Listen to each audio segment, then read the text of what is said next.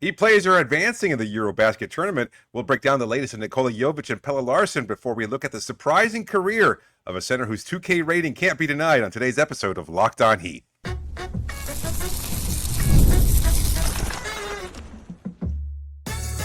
You are Locked On Heat, your daily Miami Heat podcast, part of the Locked On Podcast Network, your team every day.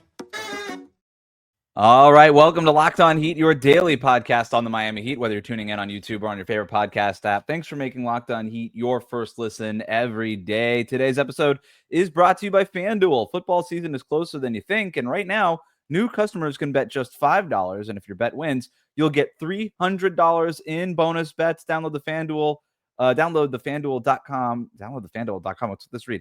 Download FanDuel app or go to FanDuel.com is what it should say to get started. I am Wes Goldberg, the host of Real Jam Radio, here with David Ramil. Both of us are credentialed Heat media members who cover this team every day. And David, we are recording this right after Turkey beats Serbia in their final game of group stage play. And there's a lot on the line for both of these teams. But before we get to all of this, I've really enjoyed watching this EuroBasket tournament. I spent the $20 on the pass to watch the games. They start early in the morning with my daughter here. I'm up at 4:30 in the morning anyway. And so these games are starting at 5, 6, some of them 8 o'clock in the morning. And so I'm up anyway. I'm watching all these games. They go into the afternoon, but they're over by the end of business hours. And the games have been good. We just watched Turkey beat Serbia, Alperen Şengün's team over Nikola Jovic's team. It was a good game. It came down to the very end, a close game all the way through. You go look at the final 2 minutes. Shane Larkin, former standout, he misses a three-pointer that could have put Turkey up. Jovic gets the rebound, Nikola Jovic, that is, gets the rebound, brings the ball up, gets into a pick and roll right away with Nikola Jokic. Jovic misses the shot, but he gets it off the rim there. Jokic gets the putback. Serbia retakes the lead 90-89. Then it's Şengün against Jokic again, which was basically the entire game, especially down the stretch. Şengün goes with the spin move, and then draws the foul there. Hits both of his free throws, puts Turkey back up 91-90. The ball gets Serbia brings the ball back up. Number 23, whoever that is on Serbia, gets the ball stolen from him. Şengün kind of forces the turnover. Just an awesome game overall for Şengün. And then with 15 and a half seconds left, Serbia has another chance to take the lead here. Jovic is on the inbounds it to Jokic. Jokic kind of forces up this three-pointer with plenty of time left in the clock. Looked like he was trying to draw the foul on the three-point shot. Doesn't get the call. Ball goes the other way. Couple of free throws back and forth, yada, yada. Game's over. Turkey wins.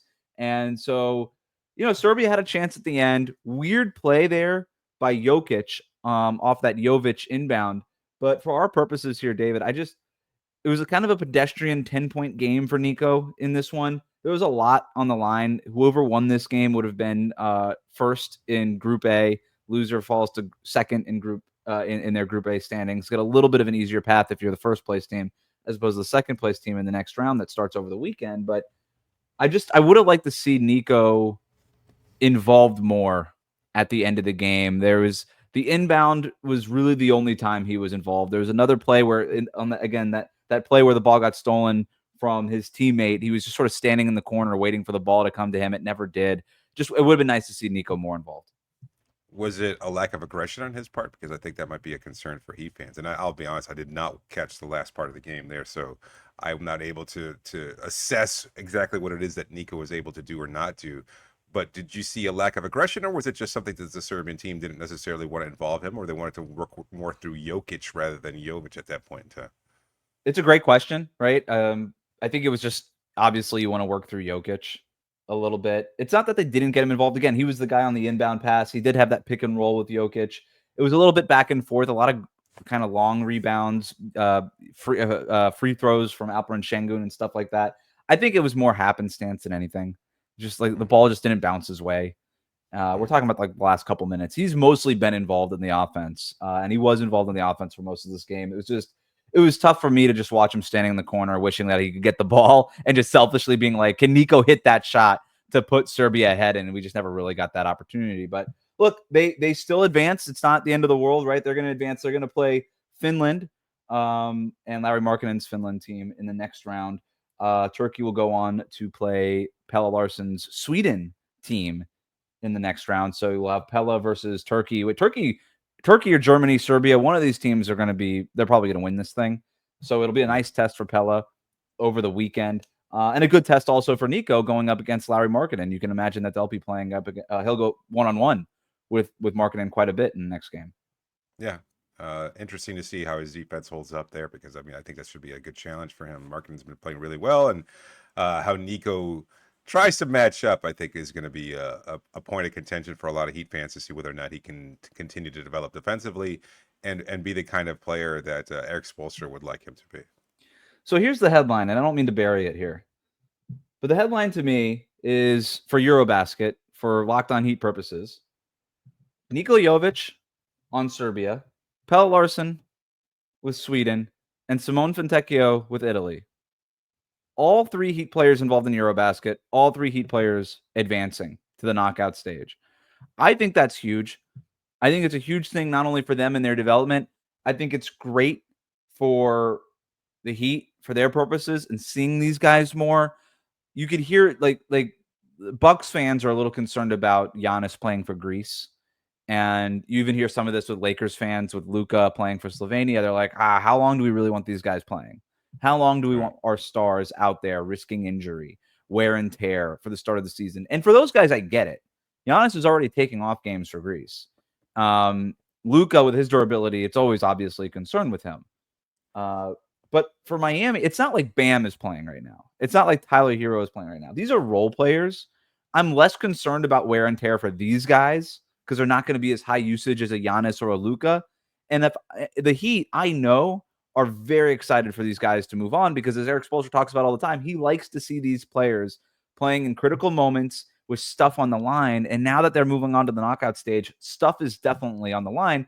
And all 3 of these guys have had huge performances in huge games. We're talking about Nikola Jovic as one of the best players on a Serbian team that can win this thing. Fontecchio, we just talked about his 39-point game the other night. Pelle Larsson might be the best player on his team. I'm very excited to see what they do with stuff at stake now. Yeah, I don't see why there's that much of a concern. I mean, considering that we saw this from Bam just last year in the Olympics, and maybe that's might be why he was a little bit passive to start the season, just projecting ahead and knowing that at least hoping that they would be able to make the playoffs and maybe make a push for a long playoff run, but it just didn't work out that way. And so we did see him try to figure his way out in a new offense and try to incorporate different things into his game. But as far as these players are concerned, specifically the Heat players involved, I mean, they really are role players, and they get a chance to shine and take something with them that will carry over into the Heat season. I really do think it's nothing but a positive, contribution to their overall confidence, their overall development, and just continuing to explore different facets of their game.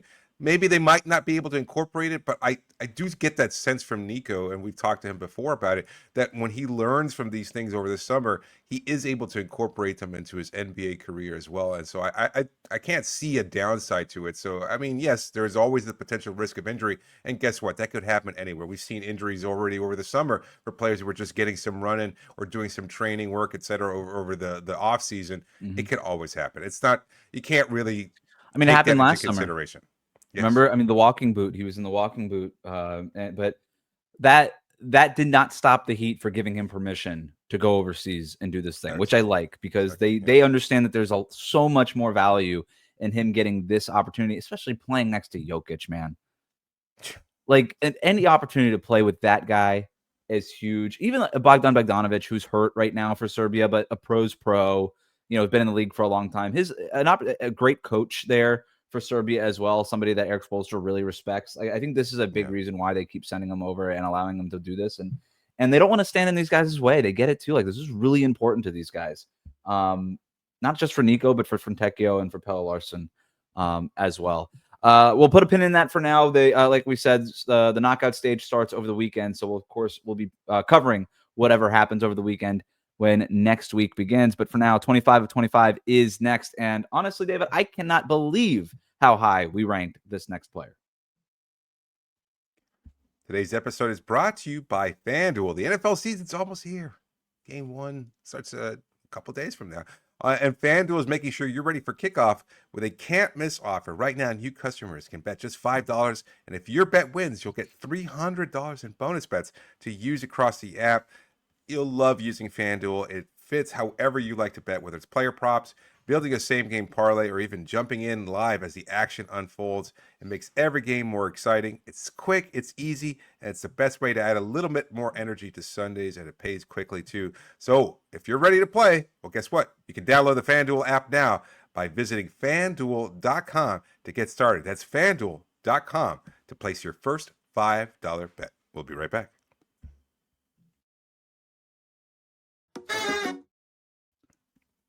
Thanks again for making Locked On Heat your first listen every day. We have an important request. Locked On wants to hear from you. We've put together a survey to learn more about our listeners and make sure that your favorite podcasts get even better. This is your chance to tell us what you like, what you don't like, answer some questions about our advertising. Go to lockedonpodcast.com/survey to get started. Everybody who completes the survey will be entered for a chance to win a $100 Amazon gift card. Again, that's lockedonpodcast.com/survey. You can also find the link in the show notes. Thank you for helping us out. You mentioned the FanDuel odds there before. Miami, the Dolphins, that is, are 1.5-point underdogs on the road to the Colts to open the season. That makes sense.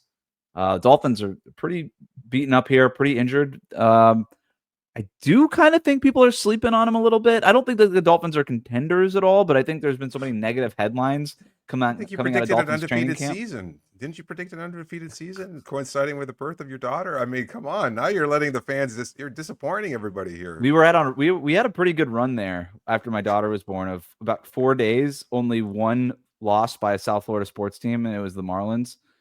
But everybody else was playing well, and Miami was playing well. Like everybody, like teams were winning. I'm including Dolphins preseason games in this because just the timing of everything. The Canes won. I mean, the Canes won. It's still been pretty good. The Marlins have slid a little bit. Bad loss to the Nationals the other day, but still a winning record right now that we got going here. But this is our 25 of 25 series, looking back at the top 25 Heat players of the last 25 seasons. Every episode, we'll be taking an in-depth look at every player who made the list as voted on by us in our Locked On Heat Insider community through the lens of what made them a definitive part of the franchise's history. On our last episode, Shane Battier cracked the top 15, and now coming in at number 14, he's the man with the koi fish, the 7-footer who came out of nowhere, and the only one doing it with blocks. It's Hassan Whiteside. Whiteside's tenure with Miami is one of the most fascinating out-of-nowhere stories in recent NBA history. After bouncing around the league, overseas, and in the G League, Whiteside was signed by the Heat in November of 2014 on a minimum low-risk contract. Almost immediately, though, he turned heads with his size, athleticism, and shot-blocking instincts, quickly becoming one of the league's most dominant defensive centers. Whiteside's breakout came during the 2015 season, where he posted multiple triple-doubles with blocks and recorded a 12-block game against the Chicago Bulls. By the 2015-16 season, he was a centerpiece of Miami's defense, leading the NBA in block shots with 3.7 per game and anchoring a team that made a deep playoff run. His rim protection and rebounding made him one of the league's top-producing big men, finishing third in Defensive Player of the Year voting and even garnering 2 first-place votes in a year where Kawhi Leonard and Draymond Green finished ahead of him. He became a fan favorite in Miami for his charismatic personality and underdog story. And in 2016, ESPN ranked him the 32nd best player in the league. And the Heat rewarded him with a 4-year, $98 million contract. But the shine started to wear off, and Whiteside's role gradually diminished as the NBA shifted toward faster, smaller lineups. He struggled to guard in space, and his block rate declined. Meanwhile, Bam Adebayo was developing behind the scenes and winning over coaches with his work ethic and his versatility. The Heat decided to shift their defense toward Bam, and in 2019, they traded Whiteside to Portland in a 4-team deal that helped bring Jimmy Butler to Miami and start the Jimmy Butler era. Maybe it's no surprise that his NBA career lasted just 3 more seasons after that. But overall, Whiteside's Heat career was defined by an improbable rise, dominant defensive stretches, and a reminder of how the right opportunity can transform a player's career. But his time also echoes the dispiriting way that so many Heat greats see their time with the team come to an end, one in which they no longer jive with Heat culture and kind of flame out towards the end. David, when you think about Hassan Whiteside's tenure in Miami, what do you think about? I can't help it. I'm listening to you describe his career. It's I feel guilty about even admitting this, but I really only just remember the bad parts. And it's kind of unfortunate because I mean, I know that I had him higher ranked than where he wind up being because I know how productive he was, but I just can't separate post $100 million contract and Hmm. pre $100 million contract because, and it's unfortunate. And I tend to, and you know this about me, I tend not to care too much about a player contracts, nor do I assess a player's value based on his contract. But I do almost get that sense that once he signed that deal, the foot was off the gas pretty considerably, and he just did not necessarily continue being as productive as he had been prior to the deal. And yes, it also coincided with changes across the league in terms of how the center position was being viewed, and he was somewhat limited in that. But you Do we also underrate that part? Because looking back at this, because I'm with you, I kind of remember the latter stage of his career when he just refused to step up and pick and roll defensive coverages and couldn't set a the screen to save his life. couldn't stop setting screens, stopped working hard. Just all the stuff that got him to the $98 million went away. Yep. And he did leave Heat coaches. And like, this is why I said, like, it's the way that so many players have flamed out in Miami, whether it was Shaquille O'Neal, right? Like Yeah. some of the greatest players of all time, they're over it at a point where they're just like, you know what? I don't want to do the body fat test. I don't want to be running suicides after every drill during practices. Like, I'm kind of over this. And Whiteside, it got the better of Whiteside as well. But at the same time, he only lasted in the league for 3 more years. It's not like a different Yeah. situation with more lenient kind of rules and things like that was a better situation for him. So I was surprised. What stood out to me in looking back at his career, doing the research for this episode, maybe we didn't give enough credit at the time to the league just changing, because that was 2015. The Warriors win. 2016, it's the Warriors Cavs again. Draymond Green, small ball, everybody trying to match what it was that Golden State was doing, right? Even LeBron's Cavs putting Kevin Love at the 5 and stuff like that. There just really wasn't a spot for Whiteside, and we're only kind of recently coming back into a point where drop coverage and the guys like Hassan Whiteside who can protect the rim are back in fashion a little bit. This is only recently happening over the last couple of years.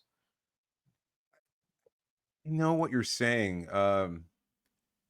But so much of it felt like simple effort. And I don't know Mm-hmm. how many times, even in this podcast, we said, if you could just put Udonis Haslam's will and his heart and a talented physique like Hassan, you might get a top 5 player in the league. And it was just, I'd always felt like he just wasn't trying so much once he inked the deal. And again, maybe those two are just coincidental, but it felt like it was a big part of why he wasn't necessarily giving the same level of effort as he had before. So I recognize that change was something, but there would still have been an opportunity for him to thrive. And heck, he did try. I remember him taking 3-pointers, trying to step back, and it's like, what are you doing? His shot was actually not bad. Like he did have good form. It just didn't seem like it was the right thing for him to be doing. But he just wasn't dominating the way he once had. He didn't look like he was as engaged on a night to night basis. Conversely, you had Bam, who was so much Right. smaller, but diving all over the place. And I'll never forget what was his rookie year, where we had over the matter of a couple games when the Heat were on a West Coast road trip that coincided with Hassan being injured, that Bam was getting significant playing time. And Bam was guarding LeBron James, Steph Curry, and I can't recall another player of somebody from the Clippers, and he was doing it so efficiently and just making life hell for everybody that he was defending. And it was like, I don't want to see another minute from Hassan Whiteside. It just Right. really, it was just his versatility, his ability to switch defensively made Hassan look like a dinosaur out on the It, floor. it it's such a great point, right? Because they literally were the transition of the NBA, where we were moving away from the Whitesides and moving into the Bams. Right, And now every team in the league wants a Bam. right. Like the Cavaliers drafted Evan Mobley because they thought he could be the next Bam. And they were Yeah, right. Evan Mobley's awesome. Right? Like the Hawks drafted Onyeka Okongwu because they thought he could be the next Bam. And they were a little wrong, even though Okongwu's fine, but he's not Bam. Like right. it was sort of just, okay, we're moving from this era to the next. And then obviously Bam and Jimmy Butler and all of that coincides with that great 5-year run in Miami. So it was a fascinating career. By the way, you said it felt like the effort stuff was there. It wasn't a felt like, it was an effort thing. That's a fact. Like the effort wasn't where it was. We know that, we know that from reporting. We know that talking to people, like we know that. And so, unfortunately, that's just the way it is, but it's also really hard at the same time. I thought Whiteside was just one of those players who were just sort of kind of just left out in the wilderness to Yeah. some respect. Like as we transitioned to this new era, there was a lot of centers like Whiteside that were just like, where do I fit in? And that's why all of them started shooting threes, even though Yeah. none of them should have been shooting. They're like, this is what you want me to do. Okay. Like I'll do this. And I was like, no, we don't really want you to do that, but we don't really know what we want you to do either. So it just felt like all these guys kind of left the league in short order, like the Roy Hibberts and all this stuff. Like they were just gone overnight. And for Whiteside to maybe even hang on the next 3 years, it might be just a minor miracle. Also, he was still under contract for a couple of years, so it was hard to get rid of him. Highest he was ranked was 9. The lowest he was ranked was 25. You and I both had him at 12. He comes in here at what do we call it? We're at 14 now, so right around the right spot. We'll talk about that and get to trivia after this.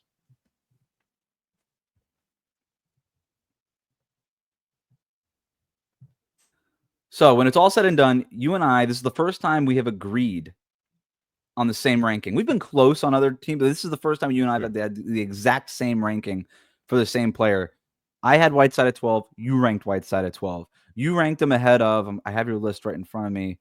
You had him in front of Josh Richardson, Mario Chalmers, Brian Grant, Tim Hardaway. You had him ahead of a lot of guys we've already talked about. Obviously, you had him in front of some guys we haven't yet talked about either. What made you rank him as high as you did, despite the way that this thing ended? Because those years were productive, and he did have like a longer stint. We just talked about Shane Battier, and while those 3 years of Shane's helped unlock the best, most successful era in Heat history, you can't deny Hassan's impact. Like he was starting alongside Chris Bosh. He allowed Bosh to slide down to the 4 because Hassan was a starter. And those were teams that were expected to make some noise in the playoffs. I look back and I had almost forgotten this. He actually joined the team the year after LeBron left, and he made the trade of somebody we talked about earlier, Chris Anderson, almost necessary because you wanted to give Whiteside more opportunity to flourish, and he was the better player at that point than Anderson was at that stage in his career.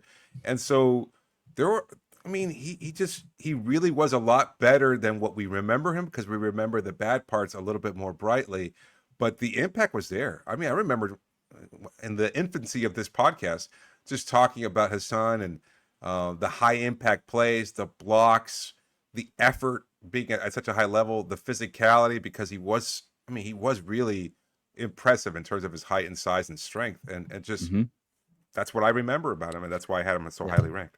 So I had him at 12 as well. I had him in front of Duncan Robinson, Shane Battier, Ray Allen, Antoine Walker, Chris Anderson, Jason Williams, Caleb Martin, all these guys. And the reason I had him as high as I did was because like the production, like you mentioned all these, like the production just jumps off. You go to Basketball Reference, he averaged a double-double for 5 straight years in Miami. 12 points and 10 rebounds the first year that he broke out. 14 and 12, 17 and 14. He led the league in rebounding that year. That's not nothing. He had 3 points. And I didn't even talk about the blocks yet. 2.6 blocks his first year. 3.7, which led the league in his second year. 2.1 in his third year. And then in the fourth year and the fifth year, it starts to go down a little bit. Fourth year was 14 points, 11 rebounds, 1.7 blocks. Fifth year was 12 points, 11 rebounds, 1.9 blocks. Kind of going back to the league starting to trend small, not as many opportunities to defend at the basket and things like that, dwindling effort, all these things. But he's still managed. Like this guy was just so freakishly athletic that he just rolled out of bed, averaging a double-double and damn near a triple-double with blocks on some nights. It just looked so effortless and so easy for him, especially early on when he was kind of taking the league by surprise. And then you look at the accolades. I mean, third in Defensive Player of the Year voting. I'd forgotten in 2016. He had 2 totally first-place votes. 2 people voted for Hassan Whiteside to win Defensive Player of the Year over Kawhi in one of the greatest defensive seasons we've ever seen. And Draymond Green, who is one of the best defenders of his generation. 2 voters are like, nope, Whiteside. That's my number 1 guy. He made all defensive second team that year. He was 5th in Defensive Player of the Year voting right after that. I mean, the production is just undeniable that you really couldn't rank him any lower than this. But then it's all, you're right. And then at the same time, then you start to remember, like, why is he always chasing blocks? Why isn't he just being a little bit more physical and trying to keep somebody from getting the shot off? I know the whole defense was basically about routing guys off the 3-point line and funneling them towards Hassan because he was such a presence down the middle. But eventually, it just seemed like that was all he was doing. He was just chasing these stats. It's so unfortunate because there were moments there. I remember you were almost giddy about talking about him sometimes because he was just such a goofball. He was so silly, but he also had like a young kind of energy to him in terms of he was excited to be there, and he really liked his story about being almost out of the league. What was he playing for? Maccabi Tel Aviv. Yep. And he was out of the league after being a bust with the Sacramento Kings, and he just never really. He could have been a really bad story in terms of like a guy who just never had an opportunity and never got another opportunity in the league. Instead, he wound up flourishing, and it seemed like such a good fit. Yet another successful reclamation project for the Miami Heat. So it's unfortunate that it didn't stay that way. It didn't sustain in terms of that kind of a likability. Let's get to some trivia here. First trivia question. I got 3 of them for you, David. Whiteside is third in Heat history with 783 career blocks. Ooh. Who's first and who is second? I'm gonna go Alonzo Mourning and Dwayne Wade. First. That's right. Yep, that was the easy one. Alonzo Mourning, 1,625 career blocks. Again, Whiteside at 783. Dwayne Wade, 812. Most blocks ever by a player 6'4" or shorter. You bet. I think you're going to get this one. I don't know that a lot of people would, but I think you will. Whiteside was born in Gastonia, North Carolina. Oh, yeah. What NBA legend who played for Pat Riley also hails from Gastonia? Ooh. Who played NBA legend? James Worthy? James Worthy. That's correct. Yep. You got it. All right. All right. I would not have guessed that. I did not know he came from Gastonia. I just know he played at UNC, so I hoped for the best. That's deductive reasoning, kids. That's what we call that one. Last one here. You got a chance for your first. Would this be your first? First chance for your first 3-0 here in trivia. Wow. There's no way you're gonna get this though. This is a hard one. On the OGs podcast recently, Hassan Whiteside recounted the toughest practice he was ever a part of. Pat Riley ran the workout and told him to run through multiple PNRs and full court simulations. Whiteside said he nearly blacked out. How many dunks does Whiteside estimate that he had to do? This is the one where he said Riley made him lick his hand and touch as high on the backboard as he could. I don't know if that refreshes your memory at all, if you've heard this snippet. But I could just imagine Hassan making I don't know. Like, does he give? Maybe this is cheating a little bit. Does he give it an exact number? Because He says there's an exact number he gives. 1 million. 120. It's 120. Oh, but that was good. You got 2. You got 2. Right. Let's get to some of our categories, recurring segments. First one is sliding doors. This is a what if moment that could have changed the way that this player is remembered for better or for worse, and could have changed the trajectory of his career. I came up with that it's a timeline sliding door. What if he had played more than just 1.5 seasons with Chris Bosh and Goran Dragic as a trio? So Whiteside's breakout is the 2014-15 season. Dragic comes over at the trade deadline of that same season. Bosh then misses the second half of that season with the first sort of occurrence of the blood clot. And then he plays half of the next season, 2015-16. We see a little bit of that trio together, but Bosh was never fully right. Whiteside didn't become a full-time starter and fully blossom into that defensive player of the year type guy until the next season. So or until later that season, I should say, the 2015-16 season. So we never really saw Whiteside, Bosh, and Dragic with all of them kind of firing at all cylinders. You know what I mean? We never saw like full-fledged Whiteside with a fully healthy Chris Bosh, with a fully comfortable after the trade Goran Dragic. We never saw all of them. But that trio, that could have been something. I don't know what it could have been. I don't think it makes the Eastern Conference Finals or the NBA, but it could have been something. It could have been really exciting. I think it could have been something. I mean, Dwayne Wade could have tossed lobs to him. Like, it could have been something. I mean, Goran was at an all-star level.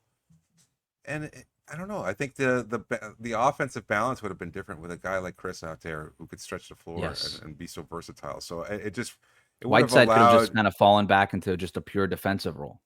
right, and as such with that kind of role, it would have allowed him to flourish, and I think you'd remember him more fondly, and I think you Yeah. just would think, you know what, this is a guy who excelled in doing what he did, and it helped everybody else to find that kind of balance, and they would have achieved more team success for sure. I mean, those teams were kind of jagged, so I think it would have absolutely changed the trajectory and the perception of Hassan Whiteside. I just think he was asked to do too much, and it was probably never a role that he was Yeah.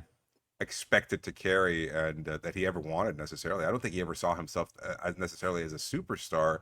Oh, I think he did. I think he saw himself as wanting to be a superstar and being treated as such. And people forget, like, when Whiteside was first starting to, I mean, you mentioned how they had to trade Chris Anderson and all this stuff.